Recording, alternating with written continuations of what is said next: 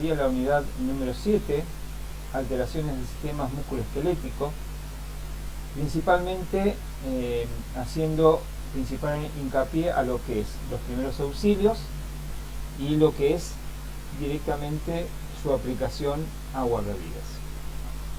Habíamos dicho que dentro de estas alteraciones del sistema musculoesquelético, la finalidad de primeros auxilios es brindar el sostén a la parte lesionada para que cure o no empeore. Esto se puede lograr mediante vendajes, tiras adhesivas, férulas o enyesados que se aplican de forma externa. Otra alternativa de sostén es aplicarlo de manera directa a los huesos en forma de clavos o placas, pero esto en el ámbito hospitalario, por supuesto. Una vez que ceden los efectos inmediatos y dolorosos de la lesión, se debe considerar la prevención de la fibrosis y la rigidez consecuente de los músculos lesionados y estructuras articulares, y la rehabilitación en estos casos es fundamental. Empezamos con lo que es una contusión, con lo que es un golpe. Los signos es un dolor fuerte producido en el músculo, puede existir hinchazón o moretón, posteriormente con un cambio de color. A este moretón se le llama equimosis, que son roturas de vasos pequeños que producen sangrado en los tejidos blandos. Esta equimosis va a entrar como pregunta de examen para aquellos que rindan el segundo parcial de primeros auxilios. Entonces sabemos que esta contusión es una lesión de tejidos blandos producida por una fuerza obtusa, generalmente un golpe, una patada, una caída, y las causas pueden ser golpes diversos y cómo se debe actuar en primeros auxilios. Principalmente aplicación intermitente de frío. Acuérdense que el frío, en este caso si se pone hielo, nunca debe ir directamente sobre la piel, sino que debe ir dentro de una bolsa de nylon, dentro de algún recipiente, y luego cubrirlo con una toalla, con un repasador, con papel de rollo de cocina, para que no produzca los efectos de quemaduras en la piel. Luego se puede tomar algún antiinflamatorio, se debe comprimir con una venda, con un vendaje, que posteriormente estaremos dando el video de vendajes, y no dar calor ni masajes, ¿sí? Esto es importante. Lo importante es el frío, ya que actúa como analgésico y vasoconstrictor para disminuir la inflamación. Cuando hablamos de distensión muscular, es un desgarro parcial de las fibras musculares que se rompen en mayor o menor cantidad, dependiendo de la violencia del gesto causante de la lesión. Cuando hay una distensión muscular, el desgarro es parcial, ¿sí? Puede deberse a un tirón muscular por exceso de uso, estiramiento o esfuerzo. Generalmente se deben a una mala entrada en calor en lo que es en el ámbito deportivo, y son desgarros musculares incompletos y microscópicos con cierto grado de hemorragia. Se experimenta dolor gradual o repentino al utilizar el músculo lesionado y durante las contracciones isométricas del mismo. El esguince, en este caso, estamos hablando de lesión de estructuras ligamentosas. Tengamos en cuenta, haciendo un repaso de la anatomía, que los ligamentos son los que mantienen unidos, ¿sí?, las partes articulares, en estos casos de los segmentos óseos, que rodean las articulaciones causadas por torsiones o tirones. La función de los ligamentos es mantener la estabilidad al tiempo que permite la movilidad. La estabilidad se pierde con el desgarro de los ligamentos, se rompen los vasos sanguíneos y aparece el edema, ¿sí?, la acumulación de líquido en el tejido subcutáneo. La articulación se vuelve muy sensible y su movimiento provoca dolor. Las fracturas por avulsión, tengamos en cuenta que una fractura por avulsión es cuando el tendón o ligamento arranca un fragmento de hueso, se asocia con los esguinces. El grado de incapacidad y dolor aumenta durante las primeras 2 o 3 horas, de ocurrida la lesión, con tumefacción, ¿sí? Y hemorragias consecuentes. Los síntomas es dolor articular o dolor muscular, hinchazón, rigidez articular, cambios de color en la piel. Fíjense la equimosis, acá en la foto, cómo va apareciendo por rotura de los capilares sanguíneos. Un esguince, entonces, es una torcedura, por decirlo así, en el ámbito, digamos, deportivo, articular, traumática, la que provoca una distensión o rotura de las partes blandas de la articulación, en este caso los ligamentos. Podemos presentar 3 grados distintos de esguinces. El grado 1, que se llama entorsis, consiste en una distensión parcial del ligamento, corresponde a lesiones que no incluyen rotura ni arrancamiento, por lo tanto esto genera que con un poco de reposo se pueda digamos, salvar este grado 1 de esguince. El grado 2 ya es más grave, ya que se caracteriza por la rotura parcial o total de los ligamentos, presenta movimientos anormales, amplios de la articulación y dolor muy intenso. El grado 3 es la rotura total del ligamento con arrancamiento óseo. Entonces, ahí tienen, ¿sí?, el grado 1, que es una entorsis, dolor pero es tolerable, como inflamación pero también es tolerable. Simplemente veremos el tratamiento. El de grado 2, hay dolor al momento de apoyar al caminar, algunas fibras del ligamento están parcialmente desgarradas. En el grado 3, ¿sí?, muy doloroso, pérdida de movimiento, los ligamentos están completamente desgarrados y la lesión es total, hay ruptura, ¿sí? ¿Cómo se debe tratar? Desde los primeros auxilios, esto es muy importante, en las 24 a 48 horas post lesión hay una etapa que se llama inflamatoria aguda, en el cual se debe elevar la parte afectada, aplicar frío, ya sea húmedo o seco, aplicarlo intermitentemente durante 20 o 30 minutos durante las 24 o 48 horas que se produce la vasoconstricción, reduce el sangrado, el edema y el dolor. Luego se debe hacer un vendaje de compresión con el objetivo de controlar la hemorragia, reducir el edema y proporcionar apoyo a los tejidos lesionados. Y obviamente el reposo evita las lesiones mayores y favorece la curación. La regla mnemotérmica es RICE en inglés, ¿sí?, que es la R es de reposo, la I es de ice, hielo, la C de compresión y la E de elevación. Luego, en la etapa inflamatoria posterior, luego de las 48 horas post lesión, se aplica intermitentemente calor de 15 a 30 minutos 4 veces al día para aliviar el espasmo muscular, ese grupo muscular de soporte que ha quedado espástico, duro por la lesión. Va a favorecer la vasodilatación, esto va a producir que se empiece a regar de nutrientes y de oxígeno, ¿sí?, en el cual van a ser absorbidos por los tejidos que están formándose y para la posterior curación. Al cabo de 3 a 4 o 5 días se puede iniciar ejercicios pasivos y activos progresivos. Bien, entonces el tratamiento del esguince de primer grado, se determina el alcance de la lesión, se aplica hielo para evitar pero evitando que la piel se perjudique, como habíamos dicho recién, elevación de la extremidad, hacer el mismo tratamiento. Se puede inmovilizar de 3 a 4 semanas. En el segundo grado ya hay que inmovilizar, muchas veces se puede enyesar. Ahora ya vienen las férulas especiales para tratar estos esguinces, ¿sí?, y empezar los ejercicios de recuperación. Estos son ejercicios pasivos con solo movimientos articulares, movimientos de flexión dorsal, movimientos de extensión, movimientos circulares, ¿sí?, en el cual el paciente o la víctima, estando en posición acostada en la cama, puede empezar a hacer los ejercicios de fase 1. En la fase 2 ya se empieza a poner una pequeña sobrecarga con los rubber bands, ¿sí?, o con pelotas de tenis. Esto me permite hacer ejercicios de potenciación muscular utilizando la banda elástica, moviendo el pie hacia el cuerpo, manteniendo 5 segundos la contracción muscular y volver lentamente a la posición inicial. También se pueden mover los extremos de los pies hacia afuera sin separar los talones, manteniendo 5 segundos y volvemos lentamente a la posición inicial.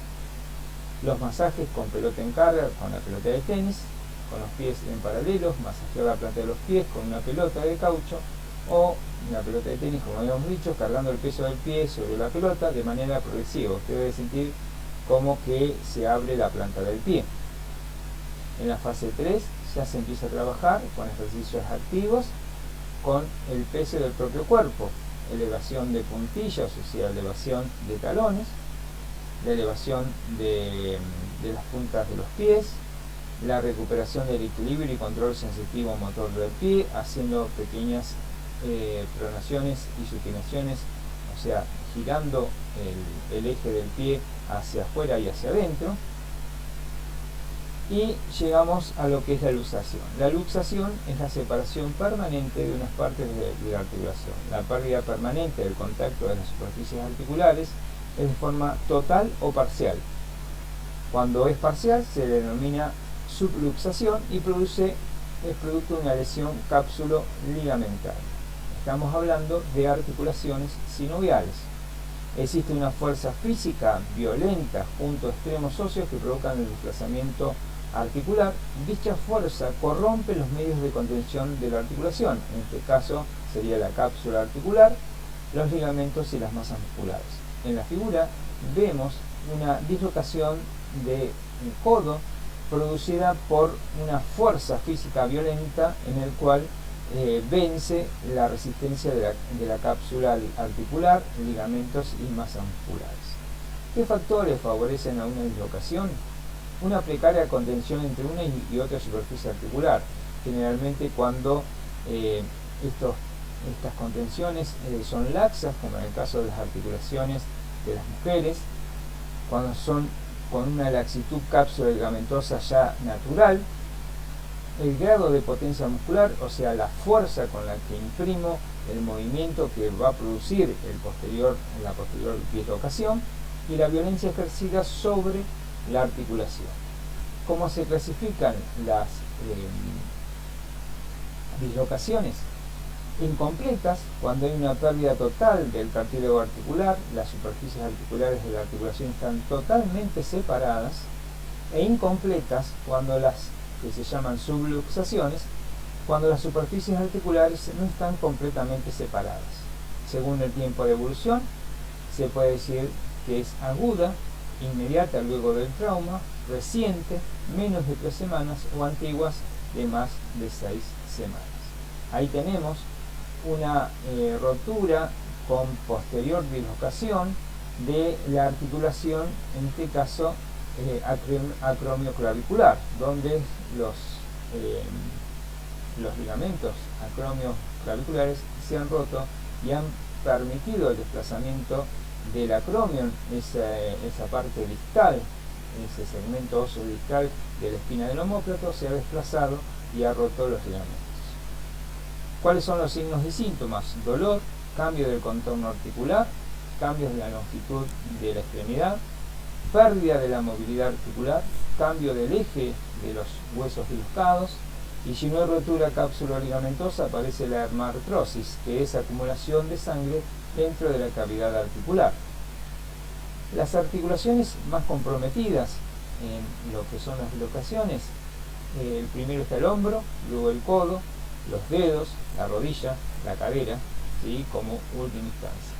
¿Por qué? Porque la cadera, tengamos en cuenta que está protegida por ligamentos muy fuertes que rodean totalmente el rodete marginal de la cabeza del húmero con la cavidad cotiloidea del hueso coxal.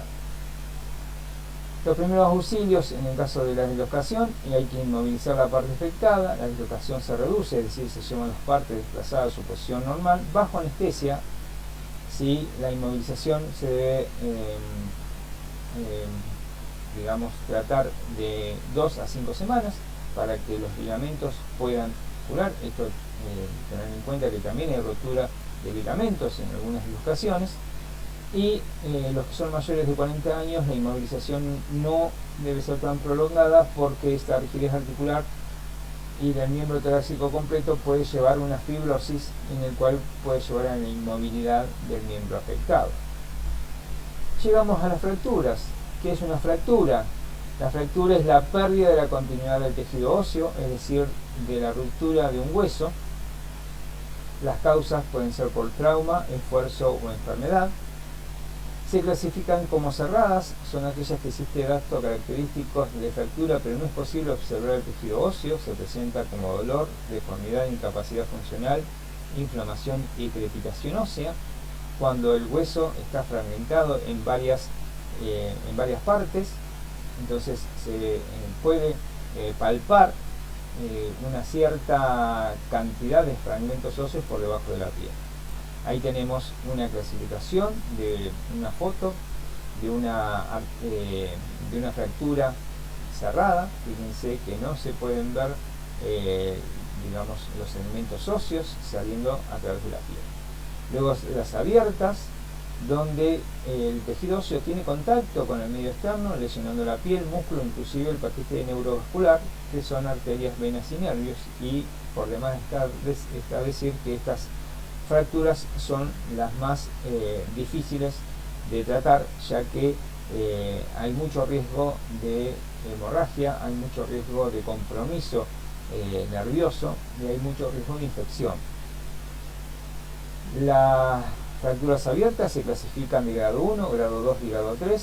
Herida abierta de menos de 1 centímetro de longitud. La de grado 2 de mayor diámetro sin lesión extensa de tejidos blandos. Y la de grado 3 lesión amplia de tejidos blandos y alto grado de contaminación. Datos que sirven para identificar una lesión ósea. Las fracturas, esguinces, luxaciones y torceduras pueden presentar datos similares de lesión ósea, por lo que se recomienda atender a todas estas como una fractura hasta que se demuestre lo contrario, mediante un estudio radiológico en un centro hospitalario.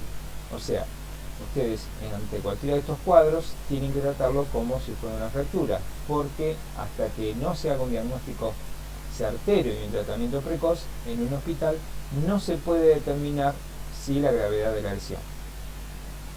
Tenemos como signos y síntomas dolor localizado, dolor a la palpación, deformidad, crepitación, actitud de defensa, tumefacción, que es inflamación, habilidad motora reducida, movilidad articular anormal, respuesta sensorial distal disminuida, o sea, va a sentir menos de un lado que del otro, circulación distal disminuida, puede ser que el pulso sea más tenue en el lugar afectado que en el otro, lesión significativa de tejidos blandos, principalmente de músculos, principalmente de ligamentos, principalmente de tendones. Va a haber un dolor intenso localizado, producido por el roce y frotamiento del hueso fracturado con los músculos, ya que estos contienen elementos nerviosos para su funcionamiento. La deformación, la incapacidad funcional, la inflamación, la crepitación ósea, ¿sí?, que son los ruidos que se producen cuando hay roce de fragmentos óseos fracturados, hemorragias, ¿sí?, que al romper el hueso puede que desgarre el paquete neurovascular. Y acá tenemos la presentación de fracturas. ¿Cómo se clasifican? Tenemos una fractura transversas, a la que tiene lugar el ángulo perpendicular al eje del hueso. En tallo verde, un lado del hueso se rompe y la otra se dobla. Conminuta, cuando hay formación de varios fragmentos óseos. Oblicua, una de las más comunes, la que ocurre en un ángulo agudo en relación al eje del hueso, menos estable que la transversa. En espiral, lo que implica la torsión del eje longitudinal del hueso. Las oblicuas, ahí tienen las conminutas, y están las bifocales o dobles, que son fracturas que tienen lugar en un mismo hueso pero en dos puntos distintos. Impactadas, se caracteriza por penetrar la línea de fractura de un fragmento óseo en el otro, son propias de los huesos esponjosos y son frecuentes en las fracturas de cadera, meseta y pilón tibial. Las intraarticulares son fracturas localizadas en una articulación o que afectan a las superficies articulares. Obviamente requieren asistencia quirúrgica. Luego, la localización anatómica de las fracturas. Las del cráneo son las más peligrosas porque son las que protegen, si digamos, el encéfalo, y puede haber hemorragias, puede haber pérdida de masa encefálica. Esto me va a dar como signos y síntomas sangrado, que puede ser otorrea en la nariz, rinorrea otorrea en el oído, rinorrea en la nariz, ¿sí? Sangrado por la boca, sangrado también por los ojos, que se van a poner morados, lo que se llama signo de ojos de mapache, y también vamos a encontrar náuseas, vómitos, inconsciencias y pupilas dilatadas, como ya lo vimos en atención primaria en primeros auxilios. La localización en el tórax son causadas por fuertes traumatismos sobre las costillas. El principal peligro es que pueden causar una perforación en la pleura y los pulmones, causando lo que se llama un neumotórax o un hemoneumotórax cuando hay pérdida de sangre dentro de la cavidad pleural. La fractura de la pelvis también requiere tratamiento especial. Acuérdense que se utiliza la técnica de libro abierto o libro cerrado y que lleva concomitantemente siempre, ¿sí?, la aparición de grandes hemorragias por rotura de los vasos de las arterias ilíacas principalmente. Luego en la columna vertebral son causados también por traumatismos directos e indirectos. Las más frecuentes son por caídas o choques automovilísticos. Se debe actuar con mucha precaución, más aún si no está seguro de que existe fractura. Preferentemente no hay que moverlo. Por lo tanto, deberá aumentar el índice de sospecha, ¿sí?, manejar a la víctima como si existiera una lesión de columna hasta que se demuestre lo contrario. Ahí lo que tienen en la figura es una vértebra lumbar, ¿sí?, por sus características óseas, con el cuerpo, ¿sí?, totalmente destruido. Vamos a lo que se llama inmovilización de fracturas. Lo más importante en la atención de fracturas es la inmovilización que hagamos en ellas. Para lograrlo debemos no mover la parte fracturada si no hay razón lógica para hacerlo, utilizar el material adecuado y proporcionado a la parte que pretendamos inmovilizar. Antes de inmovilizar una fractura debe ser evaluado el pulso, la movilidad y la sensibilidad, nervios y vasos sanguíneos mediante la detección de pulso.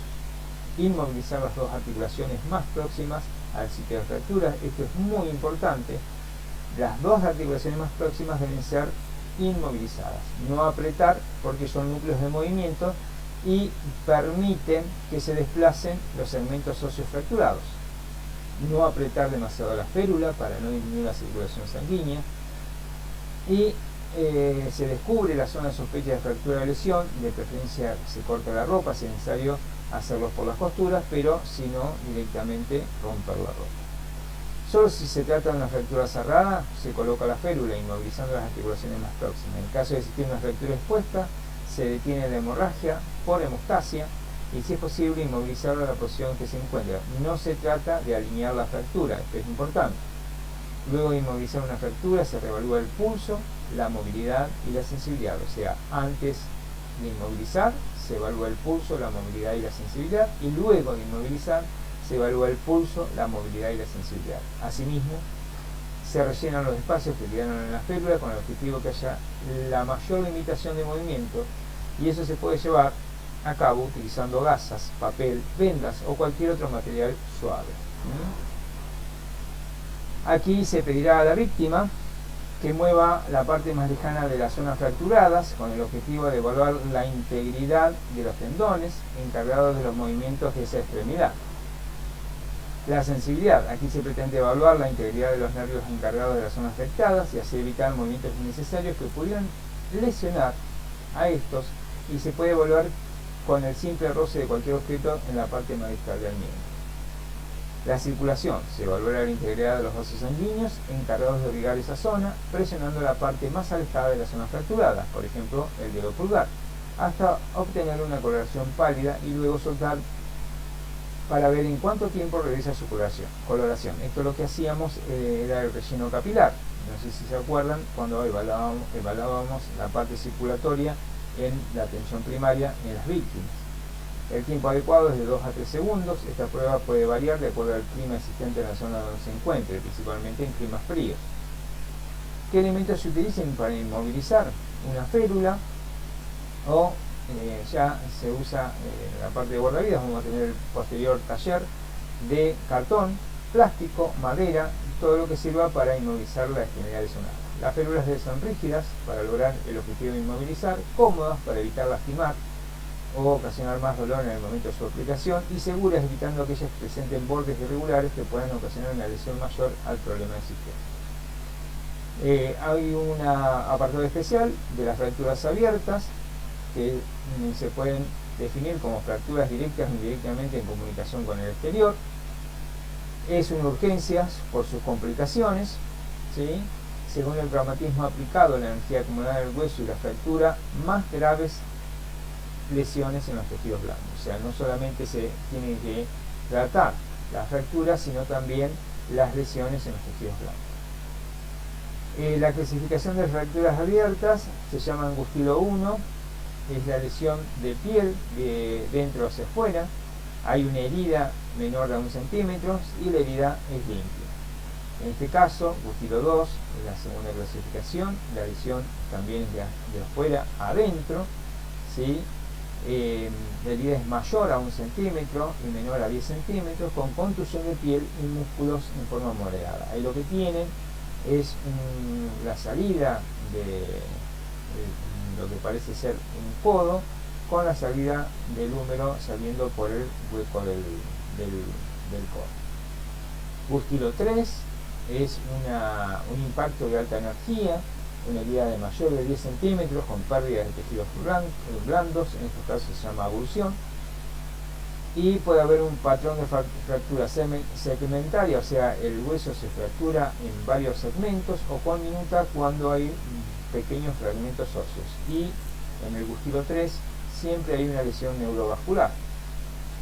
La escala de gravedad de extremidades traumatizadas, según la escala del MES, ¿sí?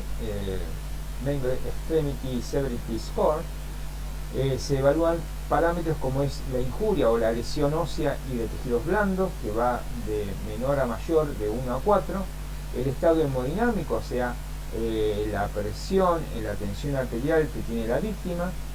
Si tiene muy poca presión, que ha perdido sangre y demás, va a ser de 0, y luego si tiene buena presión 2. La isquemia, o sea, la cantidad de tejido que está sufriendo una pérdida ponderable de oxígeno, ¿sí?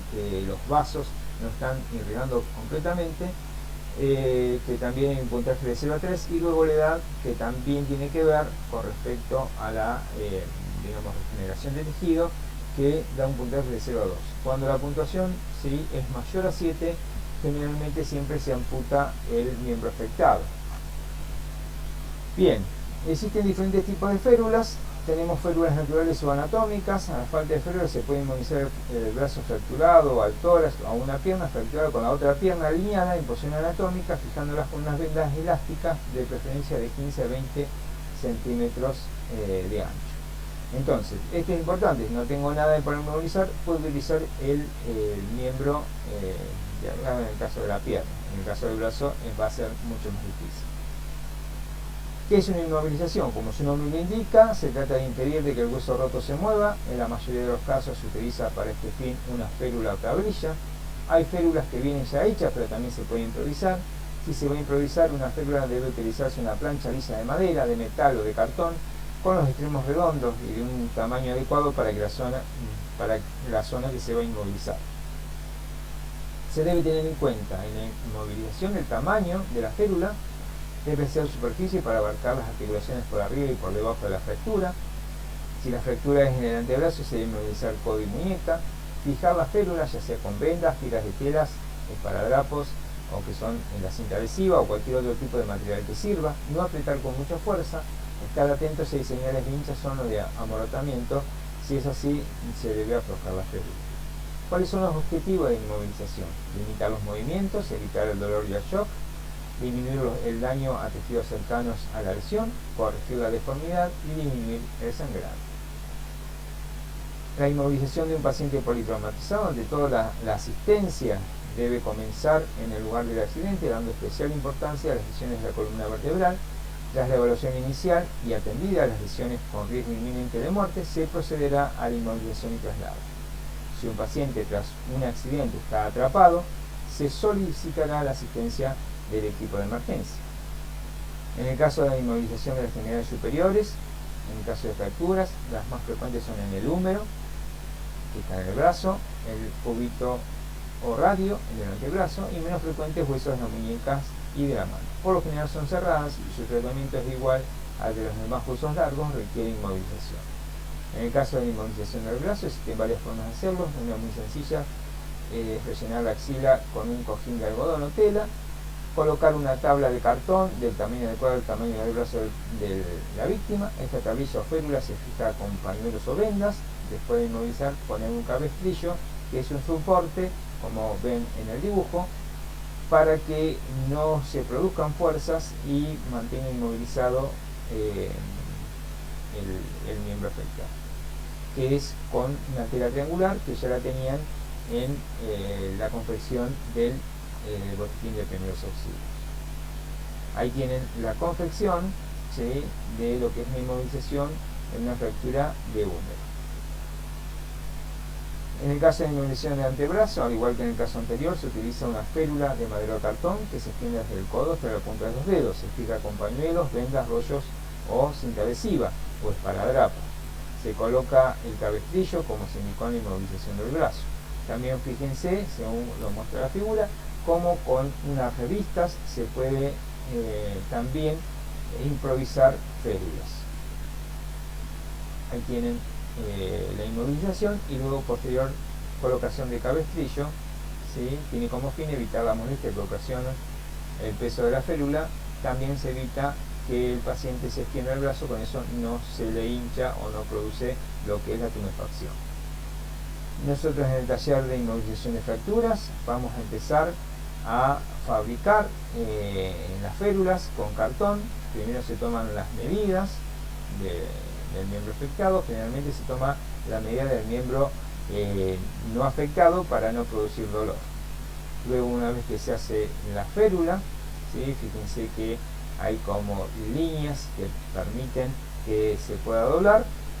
Se coloca la férula sobre el miembro afectado y se empieza a vendar. Se puede vendar o se puede poner cinta de papel ancha, ¿sí? También en el caso que sea fractura expuesta, para que la venda no toque los huesos afectados. Se termina de vendar o se termina de fijar con lo que son esparadrapos o lo que es cinta adhesiva. Y después tenemos movilización según las zonas corporales. En el caso de la mandíbula se utilizan dos vendas, una externa oblicua a 40 grados y la otra vertical. Inmovilización de colocación del collarín cervical es la mejor férula para proteger la zona cervical. En el caso de la clavícula se realiza un vendaje en 8. Fíjense que va cubriendo las axilas y por delante para mantener los extremos de la clavícula alejados y que no toquen y no provoquen desplazamiento o un posible neumotórax por lesionar la parte superior de los vértices pulmonares. En el caso de hombro y escápula tenemos la inmovilización del brazo con esto se llama cabestrillo de estilo Vietnam, que se le pone el cabestrillo y a la vez se lo recubre con una venda para que no haya desplazamiento antero-posterior del miembro afectado. En el caso de la muñeca se utiliza los distintos vendajes, que es un vendaje de tipo de 8, como lo que vimos o lo van a ver en el video que se va a subir posteriormente. La inmovilización de los dedos, ¿sí? Fíjense, se puede utilizar una férula, en el caso de que puede ser un bajalenguas, o se puede utilizar también el otro dedo como tutor. También hay férulas de aluminio que son totalmente maleables, en el cual se fijan con cinta adhesiva y el dedo debe quedar siempre semiflexionado. En el caso de fractura de costillas, no es necesario inmovilizar en caso de lesión o fractura de una sola costilla, pero sí de un segmento de costillas. En una fractura múltiple se debe inmovilizar colocando un almohadillado sobre la zona fracturada y vendar alrededor del pecho. Las lesiones de columna vertebral, las fracturas de columna vertebral son las más perjudiciales, ya que la lesión en C4 puede traer cuadriplejía y tetraplejía, parálisis completa por debajo del cuello, una lesión en C6, parálisis parcial de brazos y piernas y parálisis de la parte baja del cuerpo, Una lesión en la torácica 6 puede producir una paraplejía, una parálisis por debajo del tórax, y una lesión por debajo de L1 puede producir una paraplejía, que es parálisis por debajo de la cintura.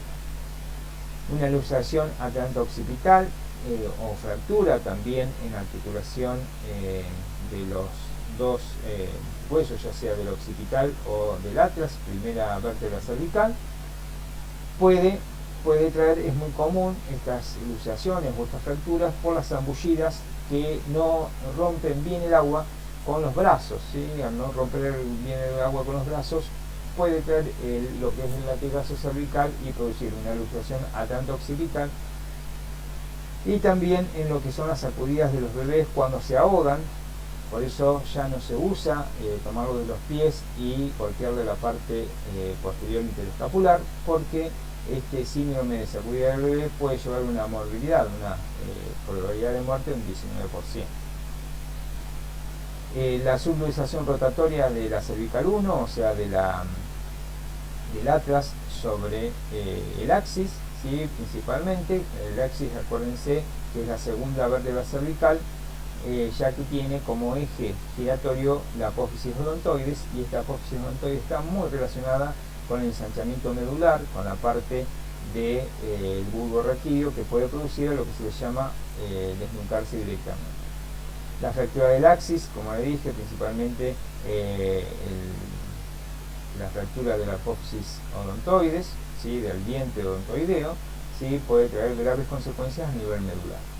¿Cómo se deben inmovilizar en el caso de columna vertebral? Siempre se tiene que principalmente inmovilizar y juntar las piernas, ¿sí? Y luego moverlo en bloque, como lo muestran las figuras y como lo vimos en la primera parte de tratamiento primario de primeros auxilios.